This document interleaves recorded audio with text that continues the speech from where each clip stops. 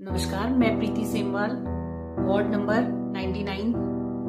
मैं आपसे कुछ जानकारियां शेयर करना चाहूंगी, मतलब कुछ समस्याओं के बारे में जानना चाहूंगी, क्योंकि मैंने देखा कि कई लोग यहीं के रहवासी होकर भी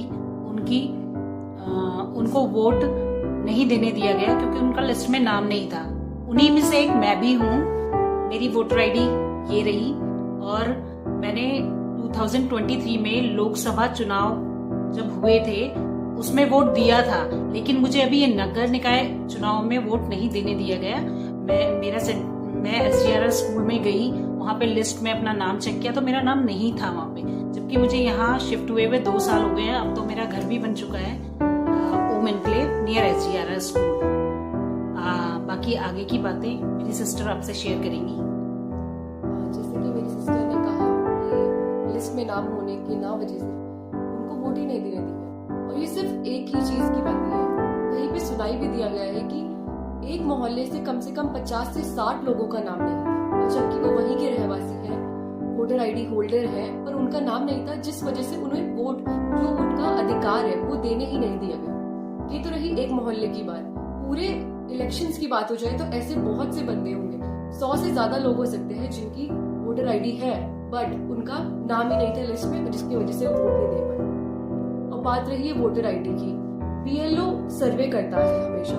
BLO, मेरी मदर भी एक BLO है और मैंने देखा है उनको कि वो सर्वे करते हुए इतना काम रहता है, सुबह से लेकर रात तक नहीं, चलो शाम तक उनका काम रहता है। उसके बाद भी घर आके इतना सर्वे करके सब कुछ देखना पड़ता है।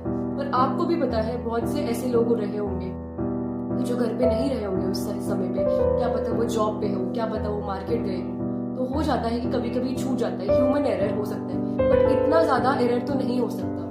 और जबकि बताया गया है कि वहाँ के मोहल्ले का सर्वे हो चुका था, ये हमने कंफर्म किया है BLO से कि उस मोहल्ले का सर्वे हो चुका था, बट पता नहीं क्या हुआ कि जिस वजह से लिस्ट में उनका नाम ही नहीं आया।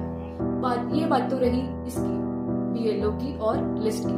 बट उसके बाद मैंने वोट दिया, मैं गई वोट देने, मैंने शमशेरगढ़ का जो प्राइमरी स्कूल है वहां पे मैं वोट देने गई, और वहां का जो सिस्टम था बहुत ही खराब था। मतलब इतना टाइम लग रहा था वहां वोट देने में। मतलब मैं 11 बजे चली गई थी और मेरा नंबर आया 12:30 बजे, और हम लाइन पे ही खड़े रहे। मतलब हम देख रहे थे, हमने खुद ही देखा कि इस व्यवस्था की वजह से बहुत से लोग हैं जो वापस चले गए थे, जो वोट देना ही नहीं उन्होंने पसंद किया, क्योंकि उनको इतना यहाँ पे बहुत दिक्कत हो रही थी। और बहुत से ऐसे बुजुर्ग भी थे, उनको भी वेट करना पड़ा। जो जवान लड़के थे वो भी बहुत वेट करके थक गए थे, जिसकी वजह से वो चले गए। उसके बाद अंदर इस बार था बैलेट सिस्टम, जो कि मुझे नहीं लगता बिल्कुल सही था। बैलेट सिस्टम में ये करा गया कि दोनों ही जो बैलेट थे, मेयर के, पार्षद के, दोनों एक साथ दिए गए, और जबकि वो दोनों बिल्कुल बहुत ही सिमिलर लग रहे थे, जिस वजह से बहुत सी कंफ्यूजन क्रिएट हुई। मैंने जिसको वोट दिया, मैंने तो चलो कम से कम उसका नाम पढ़ लिया, इस वजह से मैं वोट दे पाई।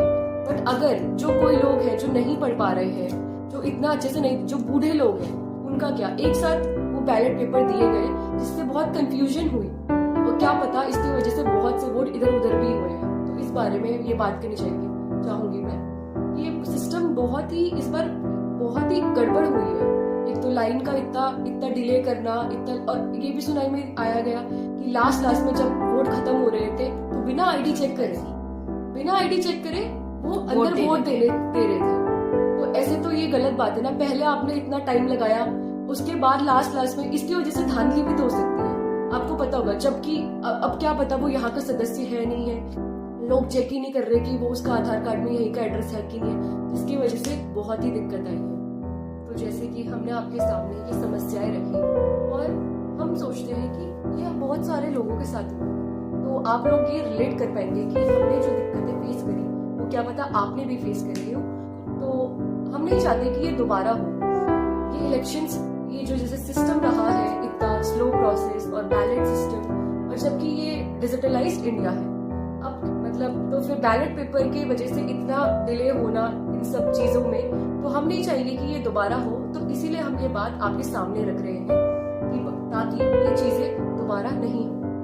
और कम पढ़े लिखे लोगों के लिए तो बहुत बड़ी समस्या थी उसमें चुनाव करना कि कौन सा पार्षद का है और कौन सा मेयर का है। उनको तो यही कंफ्यूजन रहा कि हम किस साइन पे स्टैंप लगाएं। तो ये कंफ्यूजन रहा। कई बुजुर्गों ने मुझसे कहा कि हमको समझ में ही नहीं आया कि इसमें क्या करना था। तो यही बात रहेगी कि अगर आप या आपके किसी साथ वाले ने ये फेस किया है तो हम चाहेंगे कि आप इस चीज को शेयर जरूर करें।